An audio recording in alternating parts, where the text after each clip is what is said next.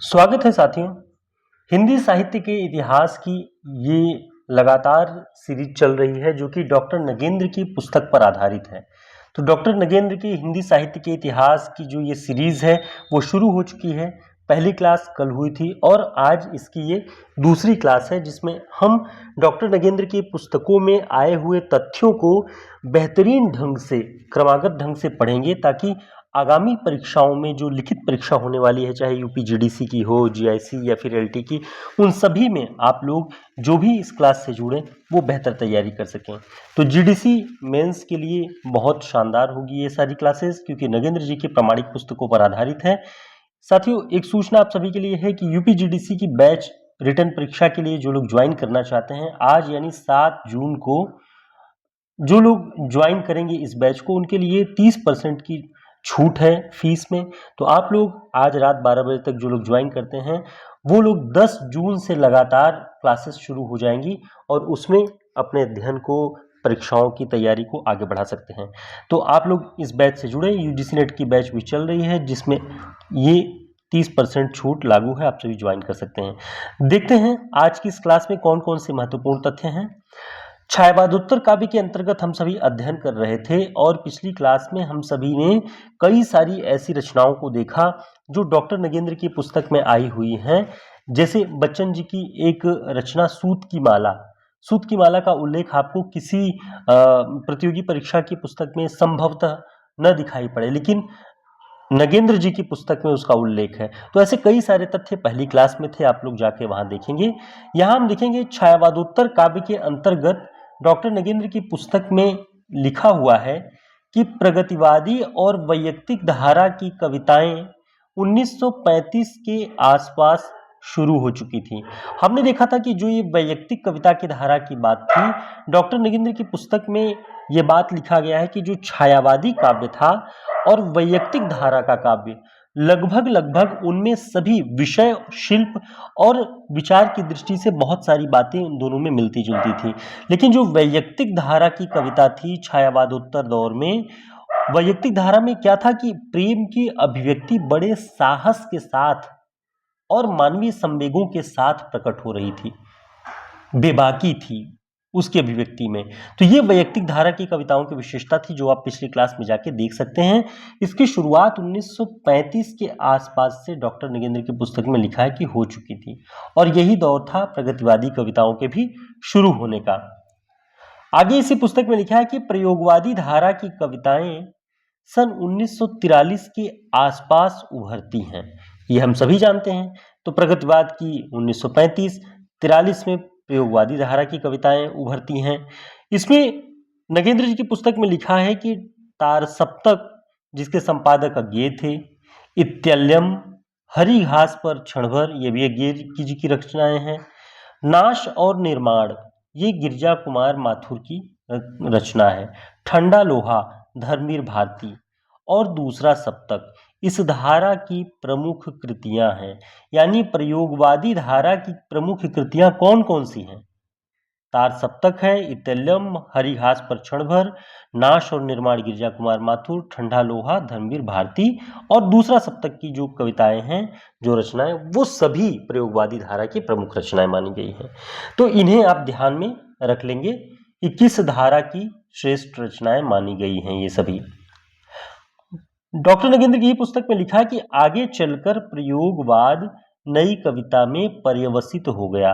अब यहां से यह तथ्य आपको ध्यान रख लेना है कि प्रयोगवाद आगे चलकर किस धारा में पर्यवसित हुआ, उसका पर्यवसान किस धारा में हुआ, तो नई कविता में उसका पर्यवसान हो जाता है।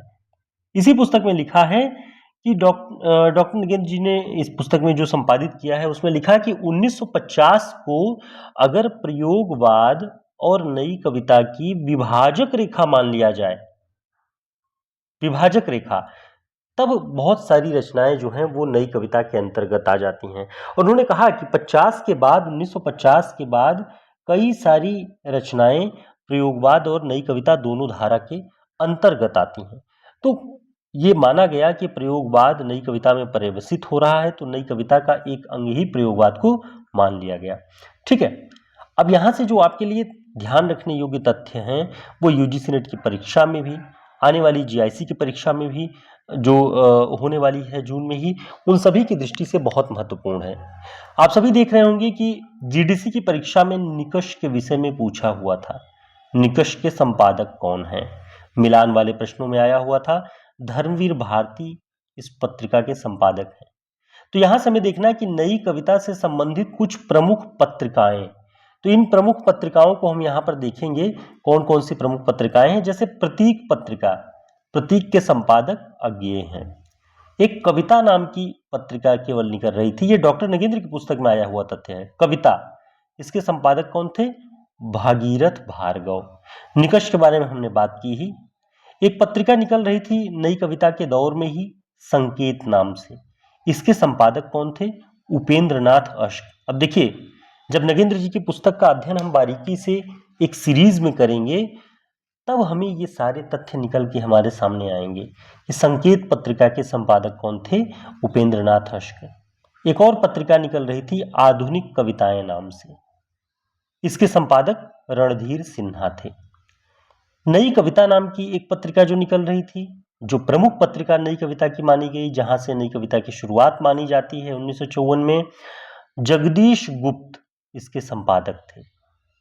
अब देखिए, यहां से एक तथ्य बहुत महत्वपूर्ण होने वाला है, क्योंकि जैसे मधुकर विशेषांक के विषय में पूछा गया रेखाचित्र से संबंधित प्रश्न जो जीडीसी में आया हुआ था कि उसका संपादन किसने किया, वैसे ही संचेतना का विचार कविता अंक, संचेतना पत्रिका का विचार कविता अंक, ये संपादक इसके कौन थे? तो महीप सिंह और नरेंद्र मोहन ने इस अंक का संपादन किया है। तो ऐसे महत्वपूर्ण तथ्य हैं जो परीक्षाओं में पूछे जा सकते हैं। अगली पत्रिका है निषेध। निषेध के संपादक कौन हैं? जगदीश चतुर्वेदी। ठीक है, जगदीश गुप्त और जगदीश चतुर्वेदी, इन दोनों में अंतर रखिएगा आप लोग। ठीक है, आगे देखते हैं। नगेंद्र जी की पुस्तक में लिखा है कि निराला छायावादी कवि थे, लेकिन छायावादोत्तर दौर में उनके विषय में लिखते हुए इस पुस्तक में लिखा गया है कि निराला की छायावादी कविताओं में निराला का लोकोन्मुख व्यक्तित्व प्रारंभ से ही झलकता रहा है। यानी उनका जो लोकोन्मुखी व्यक्तित्व था वो प्रारंभ से ही झलकता रहा है छायावादी कविताओं में।